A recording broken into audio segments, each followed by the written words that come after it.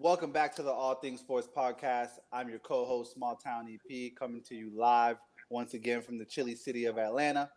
I'm joined by your host, Mr. Heat and Five himself. See you soon, June, live from the lively city of New York City. Which reminds me, today Rutgers and Miami squared off Yankee Stadium in a bowl game. Did you feel some SoFlo energy in New York today, June, or was it not the vibes?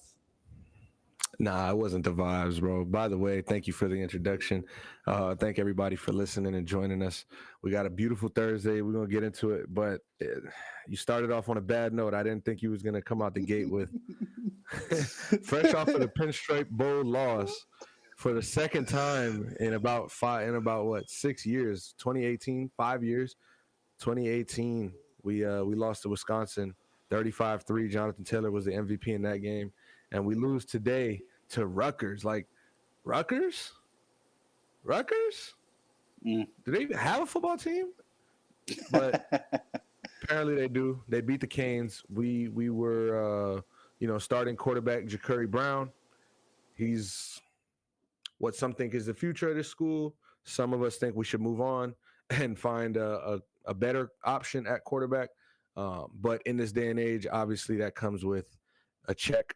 And, you got to have the highest bid if you want the best quarterback or one of the better quarterbacks these days. So all in all, just a bit disappointed in the loss. I didn't feel any energy as far as there being a bowl game here today. But, yeah, man, it's just a very underwhelming end to another underwhelming season that we thought we might have more hope. We thought we'd have more success this year, in the second year of this Mario Cristobal era.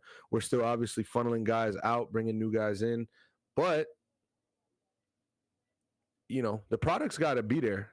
Something's got to give, and the excuses got to stop. The U is back. We haven't heard that in a while, but just to even feel like that is wrong. And it's just like, you shouldn't feel so negative when you think about the Hurricanes. And unfortunately, this is the last, kind of taste we get of the Hurricanes for 2023. And I did this last year where we go into the new year like no expectations.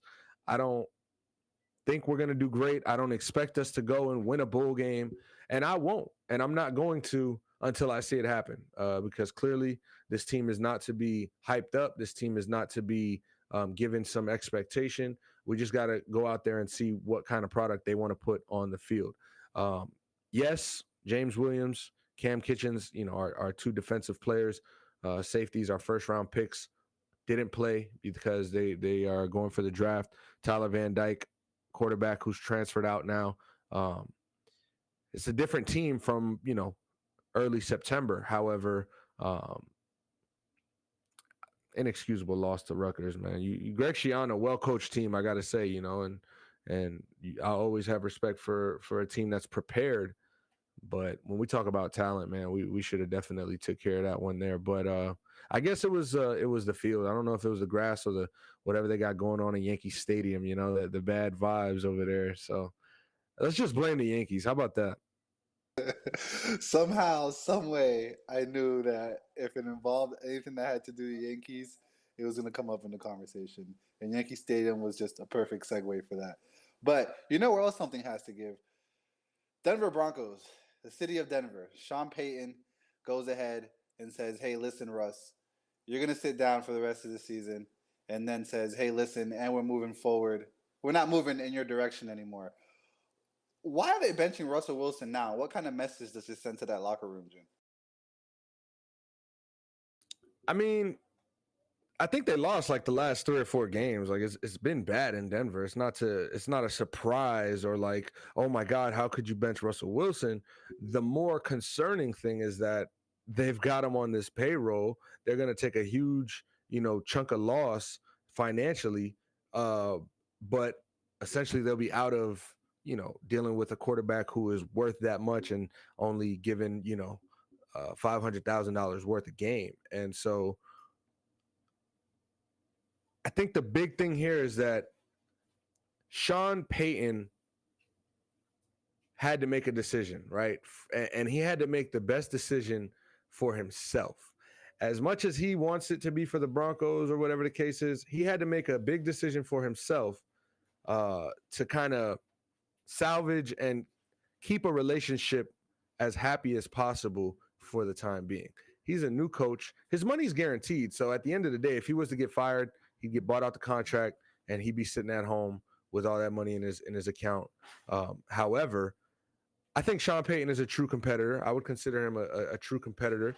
And I don't think that he wants this to be the remembrance or the end of, his Denver Broncos tenure.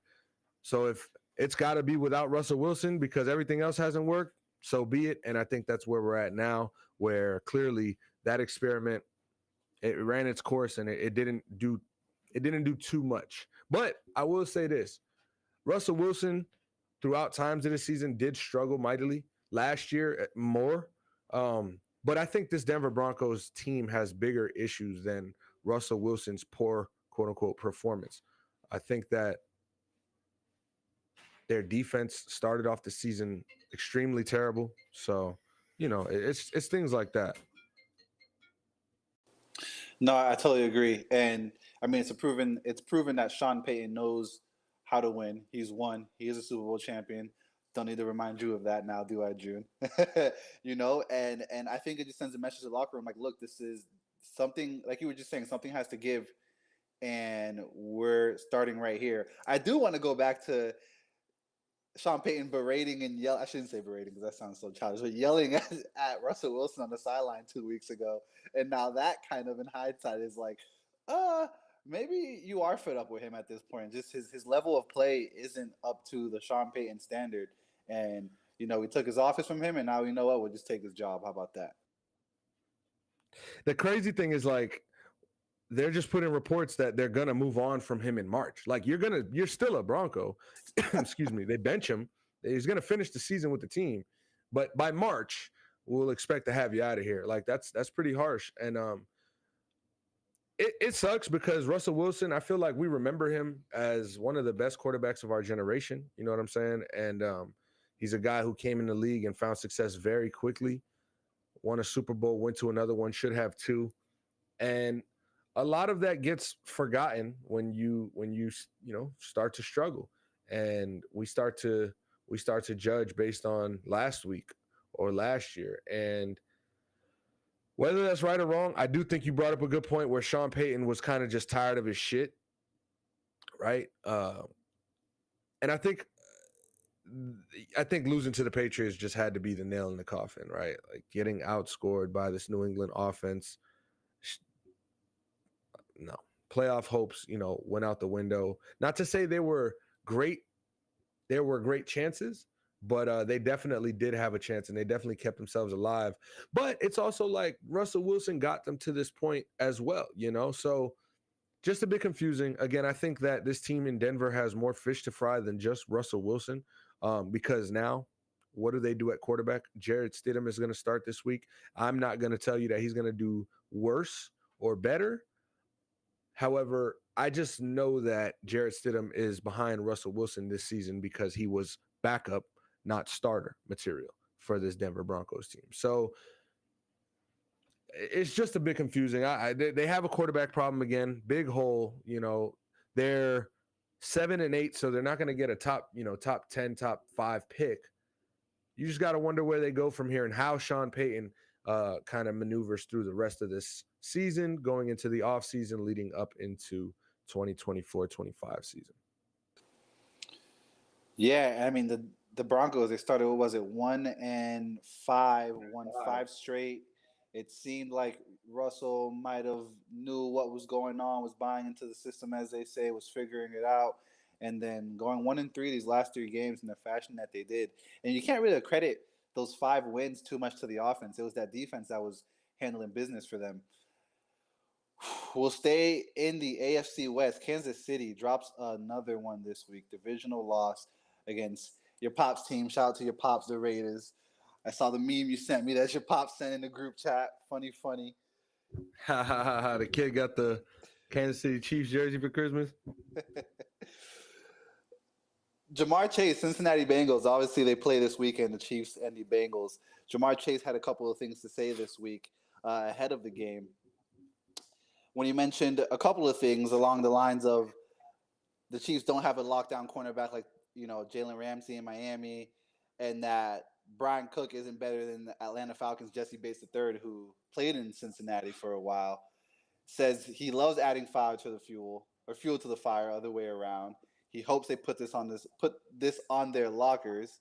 Last year we talked a lot about bulletin board material, and it seemed to work. This year, the bulletin board material is a little more harsh, and it doesn't seem to be working. 3-5 in the last 8 for Kansas City after starting the season 6-1. It's rough out here.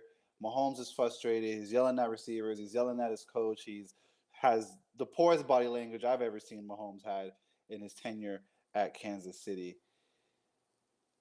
How bad is this June? Because you've always said, you guys will figure it out. You guys will figure it out. And it doesn't seem like we're figuring it out. So it's a time to walk those figuring it out comments back, June. At the end of the day, man, look, we're in week 17 of the season. It's not about it's about putting up or shut up. The Kansas City Chiefs have struggled, you know what I'm saying, at this point of the season. So there's no way around it. They have to win this game. They have to win this game. They by the way, I want to point out, you asked me last week or the week before about Antonio Pierce and if the Raiders should give him any type of extra credit at the chance of being the new head coach permanently. And with this win, I'll say I changed my answer because it wasn't no. It wasn't like no. Everybody gets a fair shot. I think Antonio Pierce deserves his fair share at getting the head coaching spot, but seeing how he was able to go through that game last week and just the guys rally behind him and the respect he has in that locker room and the culture change, like him saying, like, let's go light our shit and smoke our shit now. Like, talk your shit and smoke your shit. And it's like little things like that have changed so much in that locker room for these guys and giving them more hope, giving them more something more to play for, somebody to play harder for. And so I think you do have to give him a little edge when it comes to the new coaching search, because you've already seen in this short span of time, maybe a month and a half, what he's been able to do, for your organization. That's just on the Raiders tip. But as far as Kansas City, man, Kansas City and both Cincinnati need this game, right? This is a playoff game for both teams. And the reason Cincinnati needs it more is because, Cincinnati needs it more because they're out of the playoffs. You know what I mean? However, Kansas City looks like they're going to play a road game. Oh no, they're not, because they're a division winner. So, all right, the the Bengals definitely need this game more. However, seeing Kansas City go out the way they did against the Raiders and struggle offensively, and then them maybe putting up that type of performance again this week would be extremely concerning. I think Kansas City takes care of business, though. That defense is some of the best in the business, and Jake Browning, as good as he's been, we'll see a little bit of that. Okay, he is a backup quarterback this week, in my opinion.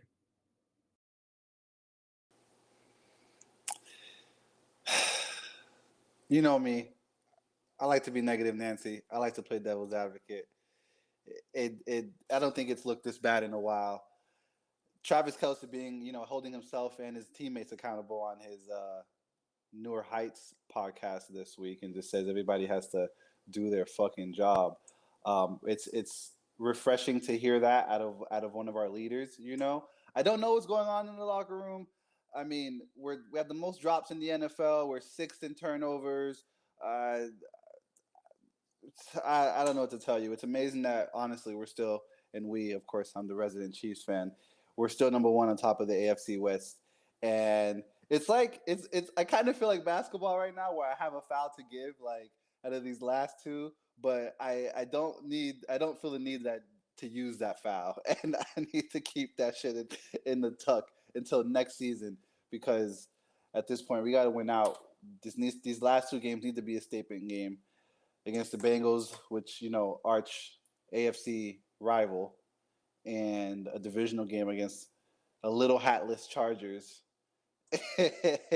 with, if I'm not mistaken, another backup quarterback as well. This week we saw Miami do it, man. We saw Miami do it. They beat Dallas at home. Dallas falls on the road once again. Nothing new, but very impressive win by Miami. And now they're tied in the first place battle with Baltimore, who they play this week. First place battle here. I don't think that there's any need to say that the Baltimore Ravens, Lamar Jackson and company, will more than likely be representing the AFC in the Super Bowl this year, because there is, everyone was saying we don't see a team beating San Fran. They're on a revenge tour. Look at San Fran.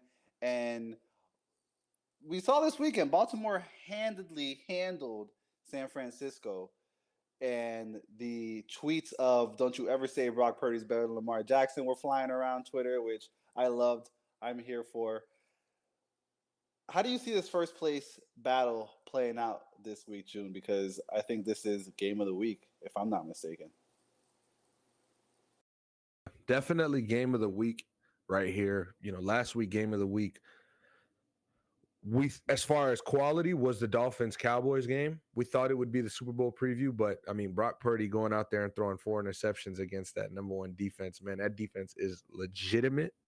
And I think that the 49ers, so let me gather my thoughts here, because there's a lot to unpack. I know we're talking about Baltimore, Miami. Stay with me, take a walk. In that game versus San Francisco, Brock Purdy never gave the 49ers a chance to win the game. I mean, whether it was a tipped interception, whether he threw it right to the guy, whether the defender made a great play, he had 0 touchdowns and 4 interceptions. Sam Darnold had to come in. He threw another interception. So 5 total turnovers versus that number one defense. And you have to question whether Kyle Shanahan didn't open up the offense as far as attacking the field more vertically because he didn't want to put Brock Purdy in a position he's uncomfortable in, or if he didn't trust him to not throw another interception. I don't know which of the two the decision was, and I'm not going to just sit here and assume it. It could be either of. I say all that to say that Dolphins offense struggled to score touchdowns, and they're typically really, really good in the red zone. However, I mean, Mike McDaniel had some questionable play calls in that game, but nonetheless, that Cowboys defense was able to hold them out as much as they could. And if we're talking about a top 5, number 1 across the board defense in the Ravens, going against this Tyreek Hill MVP season having, Tua Tagovailoa, all pro kind of quarterback having season, this is going to be potentially the game of the year right here. Like, what an explosive offense and what a great defense. Obviously, Lamar Jackson on his end of the ball, he's going to have to hold up his end of the bargain and get some done on the run. He's going to have to get some passes completed through the air for a few touchdowns for this team to win. But I'm just going to be interested to see what the game plan is for the Dolphins, knowing what type of defense they're going up against in Baltimore. Mike McDaniel, I'll never doubt his talent. I'll never be surprised at something he does during a game, because that he kind of has that, unorthodox style to him. But in a game like this, where you're battling for first place in the conference and you want to be, precise with what you got going, I don't know how much you want to risk things. I don't know how much new shit you want to try. I don't know how tricky you want to be. But the thing about McDaniel and Tua is that whether they're being a little tricky, everything they do is with full confidence. And they understand that they have the ability to do whatever they're set out to do. Whatever they tell themselves they're going to do, they do have that ability. So I have to give that respect there. If you ask me, I think Baltimore wins this game. Miami did beat a good team. I want to let you know, EP, I got DM'd couple times, couple friends hit me up, yeah. Awesome. And look, I'm not a Dolphins hater. I'm not mad that they won. I'm not mad that they're at a 11-4 record, and week going into week 17. The Dolphins haven't experienced that in a while. I'm glad for them. They beat a team over 500 for the first time all season, and it came to be against the team who has been playing lights out at home. Now, we got into this conversation in the group chat, and it's kind of like neither here nor there because they won the game, and it's not to discount a win. It's just to say, hey, that was your first test at beating a very good team over 500. You guys were able to do that at home. It's now the end of the year.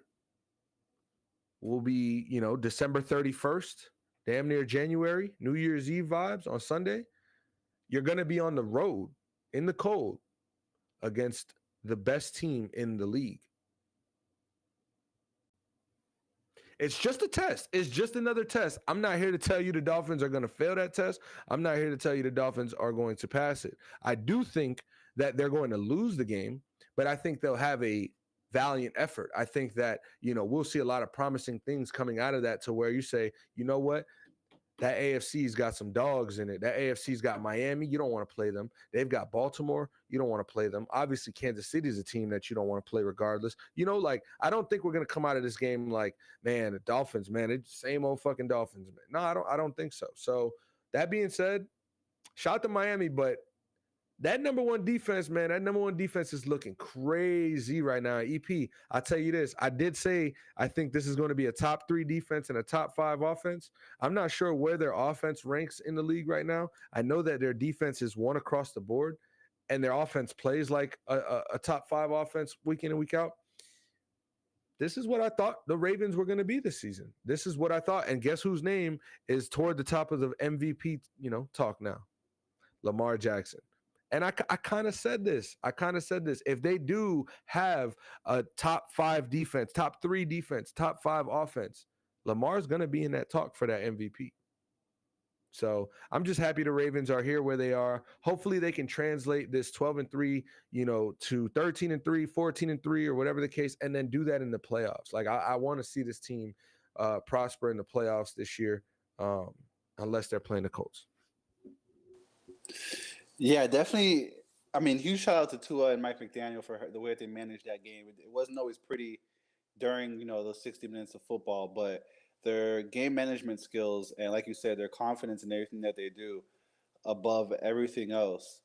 I mean, it's really just it's immaculate. I love Tua's attitude in media press where he's like, "Look, whatever you guys say about me, it's right. I'm not good when Tyreek's not on the field.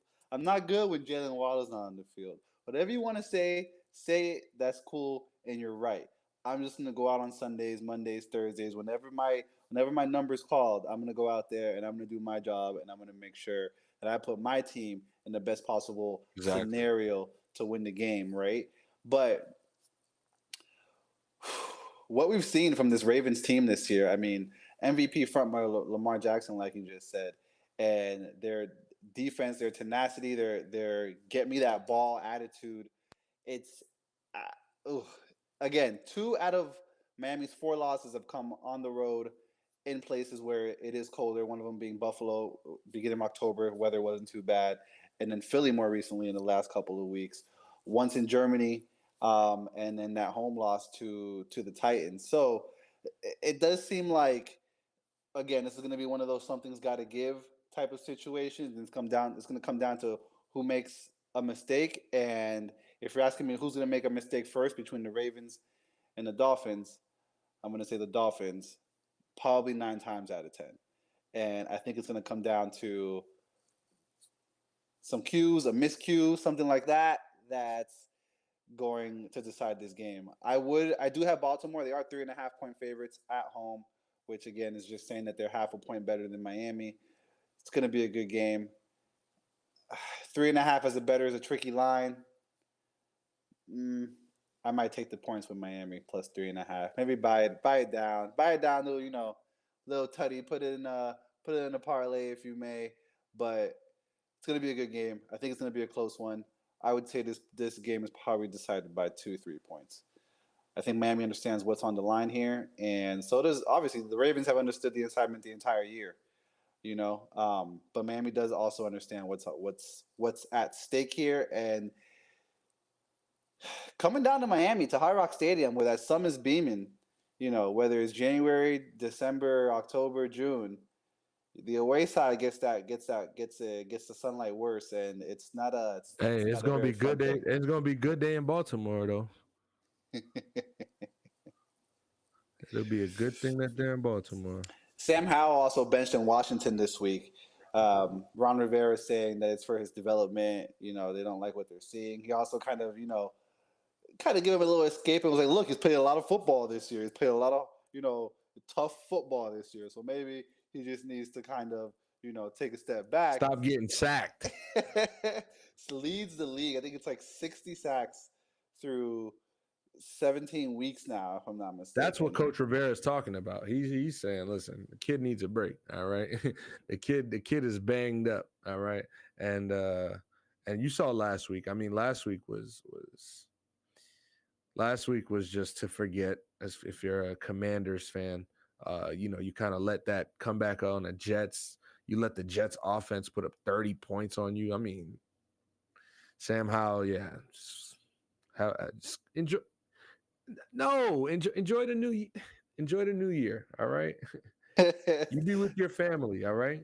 Especially coming against what's probably going to be more than likely a pissed off San Francisco 49ers defense. You see Nick Bosa and Chase Young over there. They trying to kill that quarterback.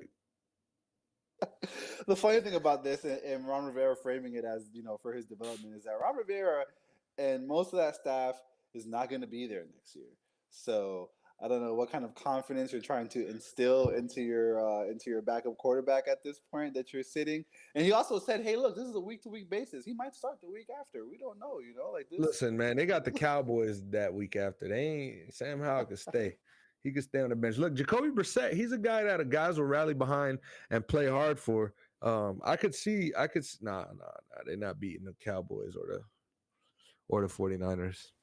I could see is crazy. Yo, let's talk about Saturday though. Saturday, before that Bengals KC game, before that Dolphins Ravens game, we got Lions at Cowboys. And if this season just kind of continues on the path that it's been on, the Cowboys are going to ball out, right? And Dak Prescott's going to solidify his MVP credential on Saturday night in prime time versus the third best team, arguably third or fourth best team. I'd say the third best team in the NFC.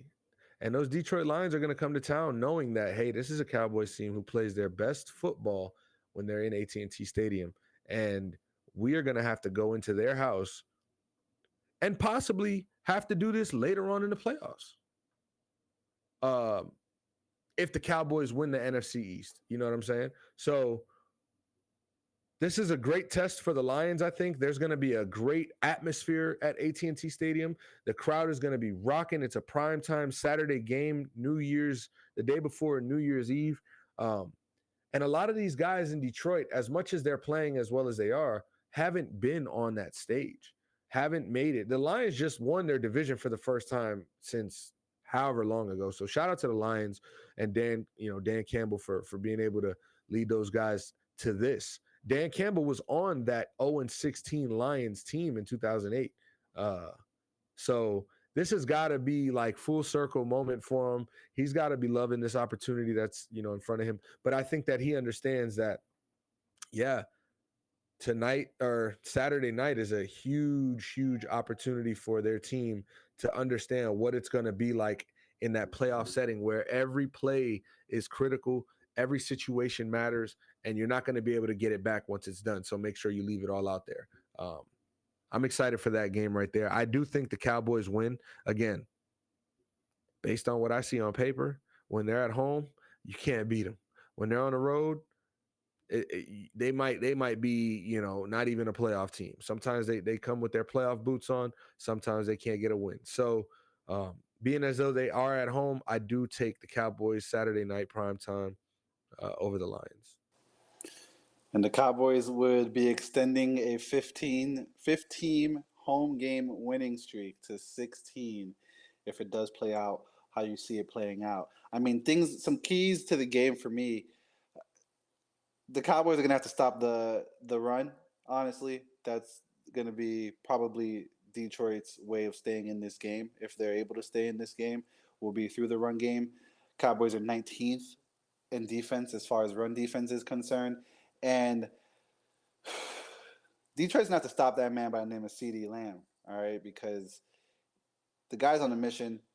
I think he has 3 catches. Three catches to break Michael Irvin's Pro Football Hall of Famer, Broward County native, went to Piper High School just like you did, June. I don't know if you were aware of that before he went to St. Thomas, but he went to Piper High School.